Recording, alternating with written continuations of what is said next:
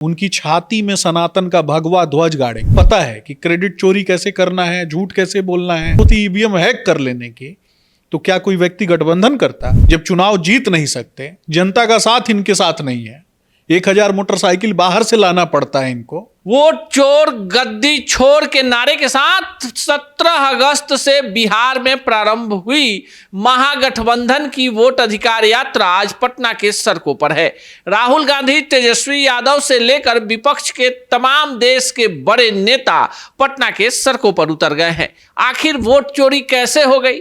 आखिर जिस मुद्दे को लेकर विपक्ष पटना की सड़कों पर बिहार के प्रत्येक जिलों में घूम चुका है, मामला क्या है? भाजपा के प्रदेश प्रवक्ता हैं सुमित शशांक, इन्हीं से जान लेते हैं कि आखिर चोरी हुई तो चोर कौन है? कौन है चोर? देखिए, एक कहावत है, नाच न जाने आंगन टेढ़ा। तो किसके लिए आंगन टेढ़ा है? तो राहुल गांधी के लिए, तेजस्वी यादव के लिए। जब चुनाव जीत नहीं सकते, जनता का साथ इनके साथ नहीं है, 1000 मोटरसाइकिल बाहर से लाना पड़ता है इनको, 1000 लोगों को रोज अलग अलग जगहों से इकट्ठा करके भीख मांग के लोग इकट्ठा करना पड़ रहा है, 500 रुपया में भीड़ जमा करना पड़ रहा है। उससे ज्यादा नीचता पर अगर कोई गिर सकता है क्या?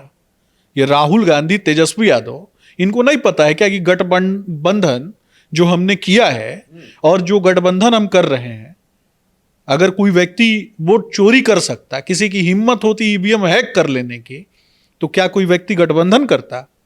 इस पर भी तो उनको जवाब देना चाहिए। राहुल गांधी, तेजस्वी यादव, देखिए मैं बहुत ज्यादा नहीं बोलूंगा, लेकिन बिहार की जनता जानती है कि एक प्रजाति होती है, उसके पूंछ में कितना भी घी लगा दीजिएगा ना, सीधा नहीं होगा। एक प्रजाति है जिसके जन्म के बाद से उसके पूंछ में पाइप लगा दीजिएगा, 2-3 साल बाद निकालिएगा, वो पाइप भी सीधा, पाइप निकालने के बाद भी वो पूंछ सीधा नहीं होगा। लेकिन सुमित जी, नेता प्रतिपक्ष बिहार तेजस्वी यादव कह रहे हैं आप लोग डर गए हैं, इसीलिए आप लोग वोटर पुनरीक्षण का काम करा रहे हैं। अगर यही काम कराना था तो लोकसभा चुनाव के समय करा लेते। देखिए, गुंडा पार्टी जिन लोगों ने हमेशा लोगों को डराने का काम किया है, जिस आदमी ने, लालू यादव किसका नाम है? मोटरसाइकिल चोरी का पंचायती करवाने वाले व्यक्ति का नाम है लालू यादव। अपराधियों, बाहुबलियों, गुंडों को इकट्ठा करके टिकट देने का काम जिस आदमी ने किया, वैसे ही आदमी का नाम है लालू यादव। और डरने की बात अगर है तो डराना तो ये चाहते ही हैं, ये तो सबको डराना चाहते हैं। बिहार के लोगों को डराना चाहते हैं, बिहार की महिलाओं को डराने का काम इनके गुंडों ने किया, बिहार के व्यवसायियों को डराने का काम लालू जी के गुंडों ने किया। तो बेटा किसके राह पे जाएगा? बाप के राह पे ही जाएगा ना, अपने पिता के राह पे चलते हैं वो, तो डराने का काम तो करते ही हैं। लेकिन जिस तरह से भीड़ राहुल गांधी और तेजस्वी यादव की सभाओं में आई है, आपको नहीं लगता है कि बीजेपी जो बिहार में सबसे बड़ी पार्टी है, जो केंद्र में सरकार का नेतृत्व कर रही है, सबसे ज्यादा डर बीजेपी को हो गया है? आप देखे नहीं कि मोटरसाइकिल किस तरीके से एक आदमी से मांग के ले गया, उसका मोटरसाइकिल गायब हो गया। तो ये सब रैली के नाम पे दूसरा का मोटरसाइकिल चुरा लेता है, तो ऐसे लोगों पे क्या भरोसा है? लेकिन पटना की सड़कों पर जो भीड़ दिख रही है सुमित जी, आपको नहीं लगता है कि बिहार में एक अकुलाहट थोड़ा सा सत्ता के विरुद्ध जाता हुआ दिख रहा है? पटना के सड़क पे सर ऐसे भी डेली भीड़ रहता है, और भीड़ वाले समय में कहीं से 50 गो मोटरसाइकिल लाके आप भी खड़ा कर दीजिएगा और ऊपर से ड्रोन कैमरा से फोटो बनवाइएगा ना, तो आप ही का भीड़ दिखाई देगा। लालू जी के बेटा है, उनको पता है कि क्रेडिट चोरी कैसे करना है, झूठ कैसे बोलना है। बिहार के बच्चों का भविष्य खाने वाले लोग, आज जो युवा साथी जो नौकरी की तलाश में दूसरे जगह गए, बाहर गए, उनका भविष्य का लुटेरा कौन? यही लालू परिवार ना। और उसके पहले बिहार को कौन लूटा? यही राहुल गांधी का पूरा खानदान ना। पंडित चाणक्य का जन्म बिहार की धरती पे होता है। मैं भरोसा करता हूं पंडित चाणक्य की बातों पे। मैं प्रभु श्री रामचंद्र जी के आदर्शों, विचारों पर चलने वाला व्यक्ति हूं। मैं भरोसा करता हूं पंडित चाणक्य की बात पे। पंडित चाणक्य ने क्या कहा आपको मालूम है ना? विदेशी स्त्री के कोख से जन्मे हुए जो कोई भी व्यक्ति हो, उसको राज्य संचालन का अधिकार नहीं होता है। उस व्यक्ति को राज्य संचालन का तरीका नहीं पता होता है।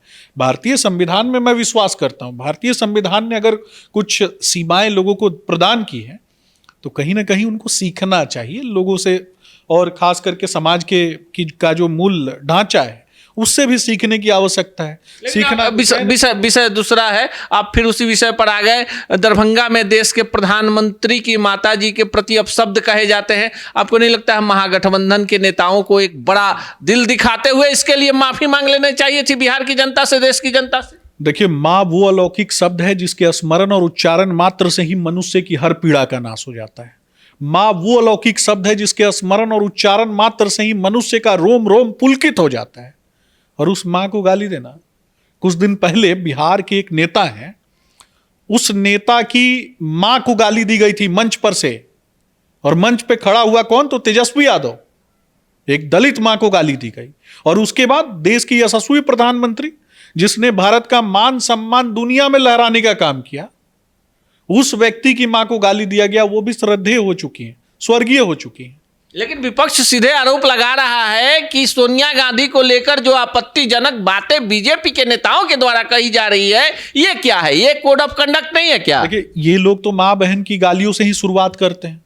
जिसका मां बहन की गालियों से शुरुआत करने का लक्षण हो, जो दैनिक आचरण में इन लोगों के हो, तो किस निम्नता के स्तर पे गिरेंगे? आप सोचिए ना, रिजवान उर्फ रिजवी, उसका प्रयोग किया गया। क्यों किया गया?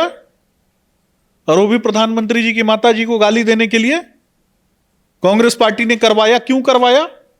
सब समझ रहे हैं लोग। सनातनियों को गाली देने के लिए, जो सनातन धर्म के रक्षक हैं, जो सनातन धर्म की बात करते हैं, जो धर्म ध्वजा लहराने की बात करते हैं, वैसे लोगों को गाली देने के लिए रिजवान उर्फ रिजवी का प्रयोग इन कांग्रेसियों ने किया, कांग्रेस पार्टी के नेताओं ने किया। राहुल गांधी ने माफी क्यों नहीं मांगी? कान क्यों नहीं पकड़ा और उदयनिधि स्टालिन को बुलाया, जो बिहारियों को गाली देते हैं, जो बिहार के लोगों को बीमारी बताते हैं, डेंगू मलेरिया एड्स बताते हैं, हिंदी बोलने वाले लोगों को, हिंदुओं को गाली देने वाले लोगों को, और वो भी दरभंगा जो हमारी सांस्कृतिक राजधानी है, वहां पर बुलाया। तो ऐसे गाली गलौज करने वाले लोगों से बिहार की जनता नहीं डरती है। लेकिन सुमित जी, क्या आपको लगता है कि एनडीए डर गई है महागठबंधन की इस आंधी से, जैसा कि विपक्ष कह रहा है? देखिए, जो व्यभिचारी लोग हैं, जो देश को बर्बाद करना चाहते हैं, जो देश को तंग और तबाह करना चाहते हैं, जो बिहार की संस्कृति को खराब करना चाहते हैं, कुंठित करना चाहते हैं, उनकी छाती में सनातन का भगवा ध्वज गाड़ेंगे। ये चिंता करने की बात नहीं है। ये बिहार की जनता को चिंता नहीं करना है। बिहार आज इंडस्ट्रियल रेवोल्यूशन के दौर से गुजर रहा है। बिहार उस दौर से गुजर रहा है जब बिहार में पलायन रुका है, बिहार में रोजगार दिए जा रहे हैं। सुमित शशांक का साफ मानना है कि महागठबंधन की वोट अधिकार यात्रा से बिहार में कोई फर्क नहीं पड़ने वाला। बिहार की जनता बीजेपी और एनडीए के साथ थी, है, और 2025 में और प्रचंड बहुमत के साथ बिहार में फिर से एनडीए की वापसी होगी। मोतिहारी से विधानसभा चुनाव लड़ने के सवाल पर इनका कहना है, पार्टी के कार्यकर्ता हैं, पार्टी जो दायित्व देगी उसका निर्वहन करेंगे। पर एक बड़ा सवाल सुमित शशांक छोड़े जाते हैं कि सनातन पर जब जब हमले होंगे तब तब सनातनी एकजुट होकर उसका मुखर विरोध करेंगे। बाकी इस पूरे प्रकरण पर आप क्या सोचते हैं? कमेंट बॉक्स में जरूर बताइएगा।